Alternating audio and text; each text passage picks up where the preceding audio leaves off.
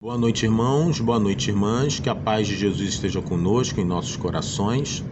Na noite de hoje estaremos abordando o capítulo 16 do livro Agenda Cristã, psicografia de Chico Xavier, ditado pelo Espírito Emmanuel. Nós gostaríamos, antes de mais nada, de agradecer a presença dos inscritos no canal, agradecer aos nossos trabalhadores e frequentadores da Fraternidade Espírita Bezerra de Menezes e também as casas do 32º Conselho Espírita de Unificação, região essa a qual a nossa casa faz parte. E também agradecer a todos aqueles que venham a ter contato com esse vídeo. Na noite de hoje, nós estaremos abordando o capítulo 16 do livro Agenda Cristã, que é um capítulo muito curto, muito enxuto, em que André Luiz ele se preocupa aqui em dar para nós algumas definições de algumas palavras que no nosso mundo, no mundo encarnado, no nosso mundo material, tem um sentido um pouco diferente daquele que ele está trazendo aqui. Então, nós vamos fazer a primeira leitura e depois alguns comentários. Então, algumas definições.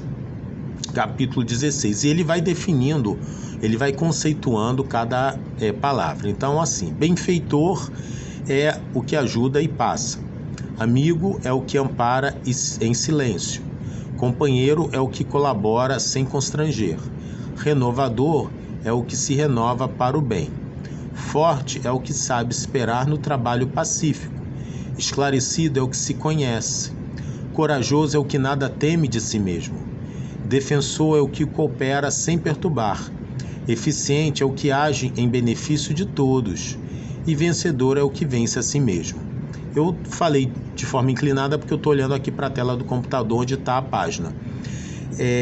Então, benfeitor é o que ajuda e passa. Então, muitas vezes, nós temos na nossa vida benfeitores. Pessoas que passam pela nossa vida, não são da nossa família, não são amigos, não são nem mesmo colegas, mas que passam e nos ajudam no momento de dificuldade. Como na parábola do bom samaritano, em que o samaritano passa, ele se depara com um homem nu, caído, desacordado, e ele acolhe aquele homem sem saber quem ele era e ajuda aquele homem, é um benfeitor, e leva ele, como está lá na parábola, para um local onde ele é acolhido, é cuidado, enfim, a parábola todos já conhecem. Então, a parábola do bom samaritano é um exemplo de um benfeitor. Esse benfeitor ele pode ser encarnado ou desencarnado.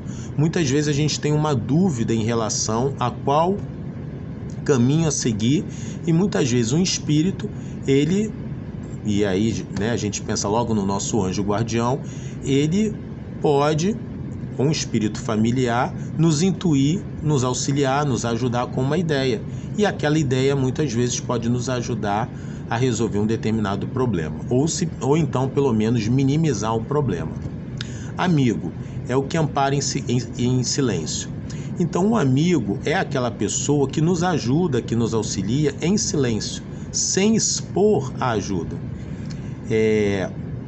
sem nos constranger. Então um amigo é aquele que ajuda, mas ele não faz propaganda da ajuda e do auxílio. Muitas vezes a gente, de forma invigilante, podemos ajudar uma pessoa, um amigo, mas muitas vezes a gente pode, se nós não estivermos bem atentos, expor a ajuda a esse amigo, a essa pessoa. Então o amigo, ele ampara, ele ajuda, ele auxilia, mas em silêncio. Ele não faz nenhuma postagem da ajuda que ele fez no WhatsApp, no Instagram, no Facebook.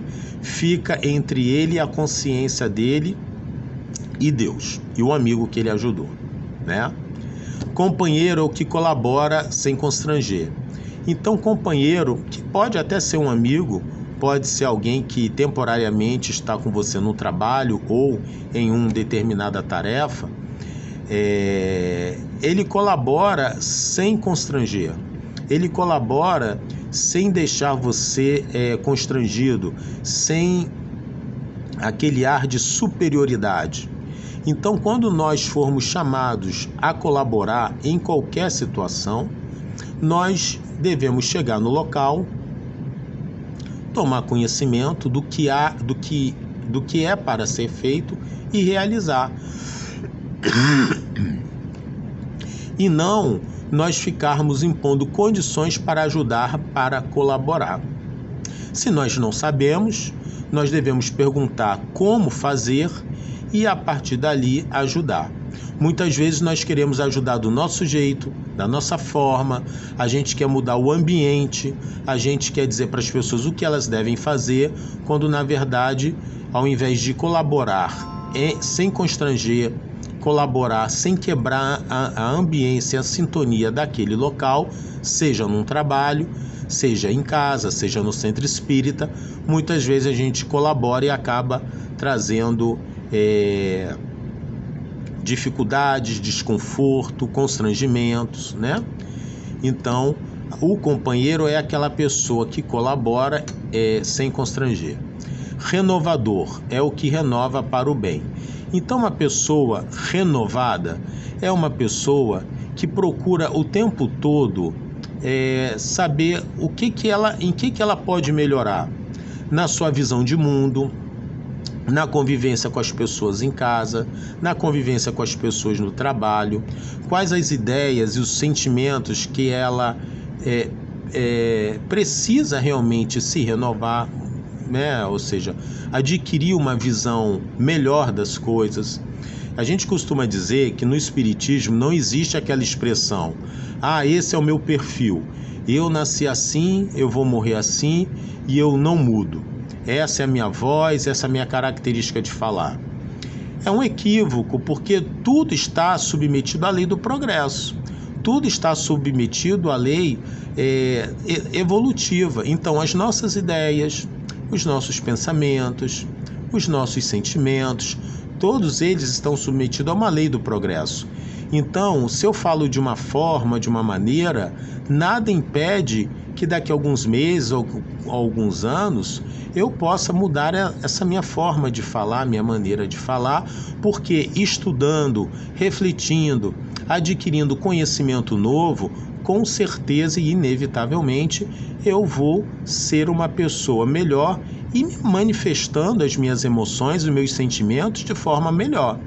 Então, para o espírita, para o espiritismo, que tem a ideia da evolução, de que nós estamos submetidos à lei da evolução e que nós devemos empreender esforço pessoal nosso nesse processo evolutivo, a ideia da renovação, de você se renovar, de procurar ser uma pessoa melhor, não é compatível com a ideia de que eu sou assim, eu vou ser assim, esse é meu perfil, essa é minha digital, né? Não é compatível com a ideia espírita. O forte é o que sabe esperar no trabalho pacífico. No mundo, o forte é aquele que tem o quê? Força física.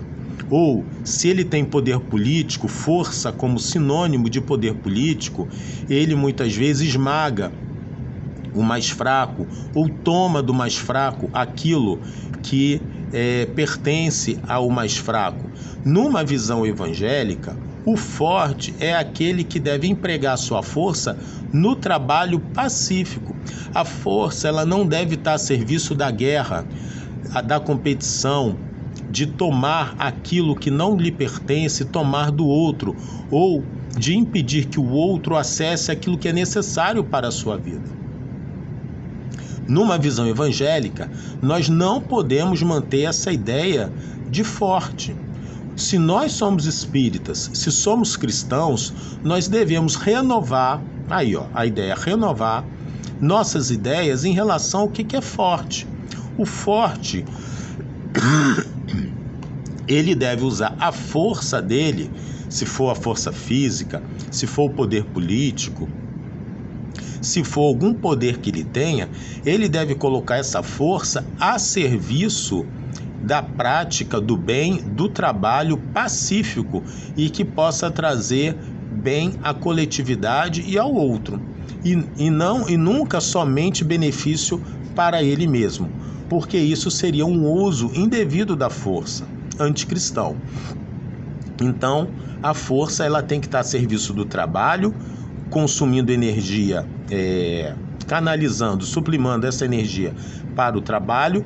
O trabalho gera progresso e também é um trabalho que deve gerar benefício a uma coletividade. Esclarecido é o que se conhece. Interessante, esclarecido aqui, numa visão evangélica, não é aquele que domina conhecimento, culto, intelectualizado, que tem vários títulos na academia ou pelo mundo afora. Esclarecido é aquela pessoa que se conhece, que sabe os seus vícios, as suas fragilidades, as suas mazelas e que procura, através do conhecimento que ela tem de si mesma, através do estudo de si mesma, do autoconhecimento, da autoanálise, adquirir um conhecimento a respeito do seu eu, da sua personalidade, e a partir daí se conhecer. Esclarecido é o homem que se conhece. Muitas vezes um homem na Terra, ele tem vários títulos, ele é muito inteligente, mas ele é um analfabeto a respeito do conhecimento de si mesmo. Muitas vezes nós nos deparamos com pessoas cultas, inteligentes, mas que na vida privada, na vida em família, são pessoas broncas, são pessoas estúpidas, são pessoas que demonstram uma falta de autoconhecimento das emoções, dos sentimentos que nos assustam. Então não adianta nós dominarmos conhecimentos, adquirirmos título, se nós não conquistarmos a nós mesmos. Não adianta nós passarmos anos estudando nas academias,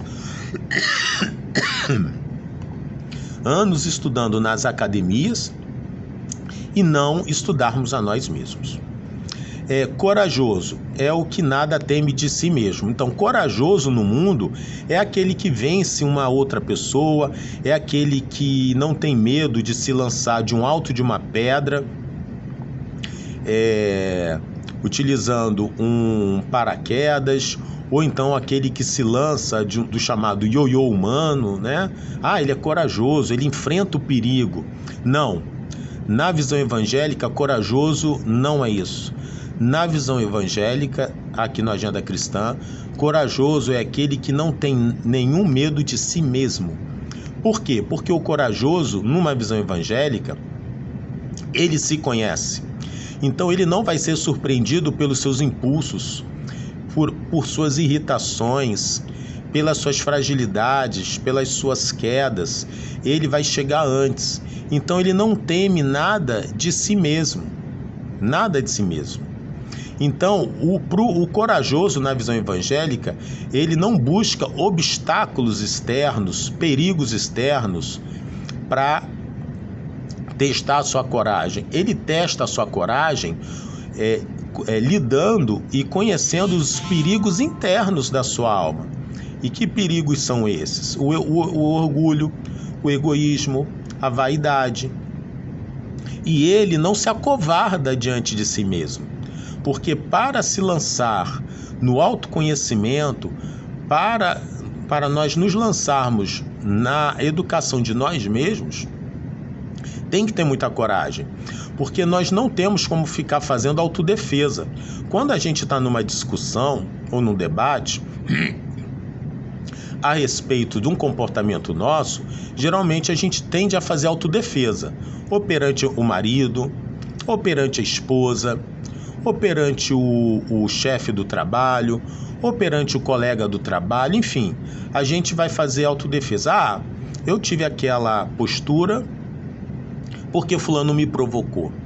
Eu agi daquela maneira porque eu sou assim. Então, para o corajoso, segundo o Evangelho, esses argumentos, eles não são nem argumentos. Essas desculpas, elas não têm cabimento, não têm espaço. Numa visão evangélica, o corajoso é aquele que não teme nada de si mesmo. Então, se ele tiver que admitir uma fragilidade, se ele tiver que admitir um erro, se ele tiver que admitir que ele tem sim problemas numa determinada área do seu comportamento, ele vai admitir. E sem constrangimento. Por quê? Porque como ele já procura a trabalhar melhor essas questões, ele já está íntimo de si mesmo. Ele está íntimo dele mesmo. Ele já tem essa intimidade com a sua alma. É interessante isso. Muitos de nós não temos intimidade com a nossa alma. Nós convivemos todos os dias com os nossos vícios e a gente não para analisar os nossos vícios. E aí a gente nega quando alguém diz ou quando alguém nos chama a atenção. Quando nós temos o contato, a intimidade com o nosso vício e alguém fala alguma coisa a respeito de nós, é mais fácil de nós admitirmos e de nós exercermos essa coragem. Então, corajoso, segundo o Evangelho, é o que não tem medo de si mesmo. Não é aquele que não tem medo de nada, algo externo. E é claro, se você não tem medo de você mesmo, que você é o maior adversário de você mesmo, você não vai ter medo de mais nada.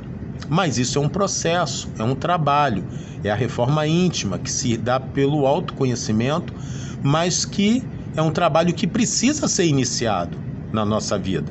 Não deve ser começado na vida após a morte. Já tem que estar ocorrendo aqui, nesse momento, porque é para isso que nós viemos à Terra, para sermos melhores. Defensor. Defensor é o que coopera sem perturbar. Geralmente, o defensor aqui na Terra, ou no mundo material, defensor é aquele que assume uma posição de defesa das suas convicções em relação a alguma coisa. Ele vai defender os direitos dos animais, ele vai defender o direito dos negros, das mulheres, dos homoafetivos, do meio ambiente. Numa visão cristã, o defensor é aquele que vai cooperar, ele vai trabalhar sem perturbar. Então, ao invés de ele ficar numa retórica, numa oratória, numa argumentação, defendendo direitos, ele vai fazer mais que isso. Ele vai fundar uma instituição, ele vai trabalhar em prol disso, ou sem fundar uma instituição, ele vai procurar alguma forma de, através de atitudes e de ações, melhorar aquele ambiente onde se encontra. Ou o meio ambiente, ou em relação aos animais, ou em relação à violência contra determinados grupos sociais. Ele vai fazer uso da palavra, mas ele também vai agir. Ele vai fazer algo efetivamente para que aquelas pessoas elas possam realmente ser beneficiadas. Então, por exemplo, se aquele companheiro naquela encarnação, ele ocupa um ministério em que lida com as necessidades humanas, então dentro daquele ministério ele vai trabalhar para que aquele grupo que é mais prejudicado na sociedade, ele seja atendido, ao invés de ele ficar falando que vai fazer e que nunca faz. Muitas vezes nós encontramos isso dentro da nossa política. Às vezes um companheiro é indicado para um ministério, ele ao invés de trabalhar naquele ministério, fazer algo para qual aquele ministério está designado, ele não faz, ele fica falando. E faz palestra, e faz palestra, e faz encontro, e nunca começa a fazer aquilo que está ali o ministério previsto. Então, quando nós ocupamos um cargo, seja como servidores públicos, seja como empresário, seja numa instituição religiosa, é fundamental que nós busquemos o fazer, o realizar, né? Então, o defensor, numa visão evangélica, não é o que fala, não é o que fica falando, é o que fala, porque é importante, mas é aquele que age, é aquele que coopera, é aquele que pratica ações, tá? Eficiente é o que age em benefício de todos. Então, eficiente no nosso mundo, principalmente no nosso mundo de trabalho, é aquela pessoa que produz muito, né, com qualidade. A eficiência no nosso mundo aqui, no mundo material, no mundo dos encarnados e no mundo do trabalho, eficiente é aquela pessoa que trabalha e consegue trabalhar e realizar aquele trabalho com baixo custo para a empresa ou para o setor público e tentando produzir algo com alguma qualidade. Eficiente, numa visão evangélica, é aquele que faz algo a benefício de todos. É aquele que faz algo a benefício de todos. Não é a mesma coisa no nosso mundo. Porque muitas vezes, em nome da eficiência, você faz coisas que muitas vezes prejudicam as pessoas. Você, para bater uma meta, para você atingir uma determinada quantidade ou um volume de trabalho, muitas vezes, para você chegar a essa meta, você acaba, em nome da eficiência, prejudicando algumas pessoas ou prejudicando um trabalho que vai trazer um prejuízo direto ou indireto para um grupo de pessoas, porque você fez correndo, porque você quis produzir números, relatórios, e muitas vezes nessa eficiência, o todo, as pessoas não são bem atendidas, não são atendidas com qualidade. Então é muito diferente de uma visão evangélica. O vencedor. Então, o vencedor no nosso mundo é aquele que conquista patrimônio, conquista dinheiro, é aquele que vence o outro numa competição, né? Basta a gente ver muitas vezes muitos companheiros religiosos e ricos, né? Que tem uma visão de vencedor totalmente diferente da visão do Cristo. A visão do Cristo de vencedor nunca foi ganhar dinheiro, nunca foi você ser empreendedor, você ser empresário, ou seja, essa mescla entre ser empresário e ser religioso tem nada a ver com o cristianismo, nada a ver, né? Quando a gente vai estudar a história, o cotidiano da vida do Cristo, não tem isso. Ou seja, vencedor, na visão do Cristo, é vencer a si mesmo, as suas mazelas, as suas falhas. Tem nada a ver com conquista de patrimônio, prosperidade, não tem nada a ver com isso. Isso é um desvirtuamento total, isso não é cristianismo. Então, cristianismo, o vencedor, numa visão cristã, meus amigos, é você superar, é você ser melhor hoje do que ontem e amanhã do que hoje. Será que hoje eu fui cristão? Será que hoje eu fui humilde? Será que eu fui arrogante? Você se preocupa com a maneira com a qual você conviveu com as pessoas da sua família, do seu trabalho, no transporte público. Se você tem uma postura educativa, de educação. Então, infelizmente, a gente vive uma época de desvirtuamento dos valores cristãos, né? E essa página de Emmanuel é muito atual, apesar do livro Agenda Cristã ser um livro da década de 60, nós observamos que no campo moral ainda falta muito. Nós estamos muito distantes ainda desses entendimentos que André Luiz nos trouxe, mas nós não podemos esquecer que nós já temos um roteiro, temos tempo, temos trabalho a ser feito na nossa alma, para que nós possamos contribuir para uma sociedade, para o nosso grupo familiar se aproximar cada vez mais dessas realidades que aqui o livro nos traz. Eu gosto sempre de lembrar uma passagem, uma reflexão que o companheiro Vanderlei Coutinho fazia quando ele era coordenador de Comerge da minha época. ele continua trabalhando, continua fazendo exposições, mas de uma forma muito mais reduzida. E Vanderlei Coutinho, ele dizia que o cristianismo, o evangelho, ele nivela por cima, porque para nivelar por baixo a gente tem um mundo. Então a gente não tem que trazer o evangelho para o nível baixo do mundo. Nós temos que procurar levar o nível baixo do mundo para o evangelho. Então muitos companheiros, por equívoco, ou por má fé, ou negligência, muitas vezes acabam querendo trazer o evangelho para o nível baixo do mundo. Quando, na verdade, nós precisamos, através de esforço pessoal e individual, para cima e para o alto, levar o mundo para o evangelho, para o nível mais alto do evangelho. E isso se dá com esforço, com autoeducação, com autoconhecimento, e incentivando e inspirando as pessoas aos melhores pensamentos e aos melhores sentimentos.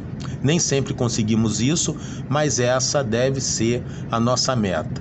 Como já dizia lá na música do Flávio Venturini, acho que é Flávio Venturini ou Beto Guedes, a lição nós já sabemos de cor, agora só nos resta fazer. Muito boa noite e até o nosso próximo encontro daqui a 2 semanas.